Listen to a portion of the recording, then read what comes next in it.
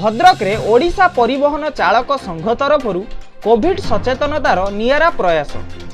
भद्रक जिल्लार ओडिशा परिवहन चालक संघर सभापति दीपक नायक और सभ्यवृंद यथा विकास राउल, कृष्ण दास, बसंत महाकूट, प्रदीप साहू और किछि समाजसेवी तत्वावधान रे आज भद्रक राणीताल छक और बंद छक जातीय राजपथ ठारे कोविड-19 रे राज्य और राज्य बाहर परिवहन चालक मानंकु सचेतन कराइबा संगे संगे सुरक्षा पाई जातीय राजपथ रे जाउथिबा प्रत्येक गाड़ी चालकंकु मास्क बंटन करिथिले। लॉकडाउन और शटडाउन रे परिवहन चालकंकर खाइबा पीबारे नाही नथिबा असुविधा सम्मुखीन हुअंती, सेथिबाई प्रत्येक गाड़ी चालकंकु सुखिला खाद्य मध्य प्रदान करा जायथिला।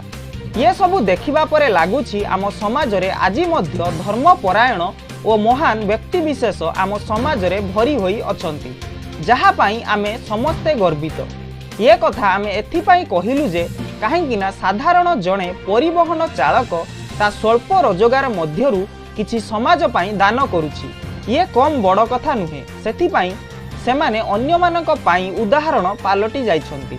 आम हक न्यूज तरफरु सेमानकु अनेक अनेक शुभेच्छा और शुभकामना। भद्रकरू लक्ष्मीकांत महापात्रଙ୍କ रिपोर्ट, आम हक न्यूज।